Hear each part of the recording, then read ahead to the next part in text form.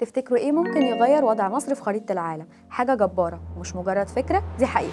محطة الضبعة النووية خطوة جبارة بتغير التاريخ. تعالوا نحكي الحكاية اللي بقالها أكتر من 70 سنة بتتكتب. مصر رسميا بقت دولة نووية بعد تركيب مصيدة قلب المفاعل بوزن 700 طن في الوحدة النووية الأولى بمحطة الضبعة. ودي ما كانتش مجرد خطوة، لأن دي واحدة من أهم المحطات في تاريخ الطاقة النووية في مصر. بس عشان نوصل للحظة دي الرحلة كانت طويلة ومليانة تحديات. تعالوا نرجع شوية لورا ونشوف البداية كانت إزاي. القصة بدأت بعد الحرب العالمية الثانية لما السلاح النووي قلب موازين القوة في العالم. وقتها مصر قررت تدخل السباق وتأسس برنامجها النووي سنة 1954 بمساعدة الاتحاد السوفيتي. جمال عبد الناصر كان شايف إن الطاقة النووية مش رفاهية ولازم يكون لينا نصيب فيها، حتى لو كان لأغراض سلمية في توليد الكهرباء، لأنها وسيلة لمصر عشان تكون قوة إقليمية حقيقية. بس التحديات كانت ضخمة. بعد هزيمة 67 مصر اضطرت توقف برنامجها النووي بسبب الظروف الاقتصادية والسياسية، ومع ذلك ما فقدناش الأمل واستمرينا في تطوير الكوادر العلمية والبنية التحتية رغم كل الصعوبات. وفي السبعينيات ظهرت تقارير أمريكية مش معروف مدى صحتها بتتكلم عن امتلاك مصر لصواريخ سكود القادرة على حمل رؤوس نووية،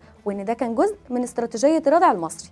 بعد عقود المشروع النووي المصري أخيراً رجع للطريق الصحيح في 2016 لما مصر وقعت اتفاقية مع روسيا لبناء محطة الضبعة لإنتاج الطاقة النووية، واستشكوك كتيرة من الناس عن مدى إمكانية تحقيقه. لكن مع بداية 2024 بدأت ملامح المشروع تظهر على أرض الواقع، والمحطة بقت حقيقة مش مجرد حلم. محطة الضبعة بتتكون من 4 مفاعلات نووية من طراز VVER 1200. كل مفاعل بينتج 1200 ميجا وات بإجمالي قدرة 4800 ميجا وات، ما يجعلها واحدة من أقوى محطات الطاقة في المنطقة. وده الجيل الثالث المطور من المفاعلات اللي بيتميز بأعلى معايير الأمان العالمية، وبيقدر يتحمل اصطدام طائرة وزنها 400 طن بسرعة 150 متر في الثانية، وكمان يقدر يتحمل زلزال بقوة 9 ريختر بدون تأثير ده على سلامة المحطة. المشروع مش بس بيوفر كهرباء نظيفة ومستدامة، لكنه بيساهم في تقليل الانبعاثات الكربونية وبيحقق وفر سنوي يصل ل 7.7 مليار متر مكعب من الغاز الطبيعي. كمان هيوفر 16,000 فرصة عمل أثناء الإنشاء و4000 وظيفة دائمة بعد التشغيل. أما الجدول الزمني الفعلي فمن المتوقع تشغيل أول مفاعل في 2028 والأخير في 2031، وبكده مصر بتخطي خطوة جديدة نحو المستقبل. ولأن الاستثمار في العقول أهم من الاستثمار في التكنولوجيا، تم إنشاء مدرسة الضبعة النووية لتأهيل جيل جديد من المهندسين والتقنيين المتخصصين في الطاقة النووية لضمان وجود كوادر محلية تقدر تدير وتطور المحطة في المستقبل.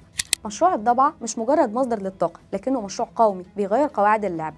المحطة هتوفر كهرباء أضعاف اللي بينتجه السد العالي، وهتكفي مصر 60 سنة لقدام، وهتخلق آلاف فرص العمل وهتوفر عملة صعبة. ده غير إنها هتعزز مكانة مصر الإقليمية والدولية كمركز للطاقة. الحلم بقى حقيقة وبيتحقق على أرض الواقع، وبعد 4 سنين هنشوف تشغيل أول مفاعلات المحطة. ودي مش نهاية الحكاية، دي مجرد البداية. مستعدين للمستقبل؟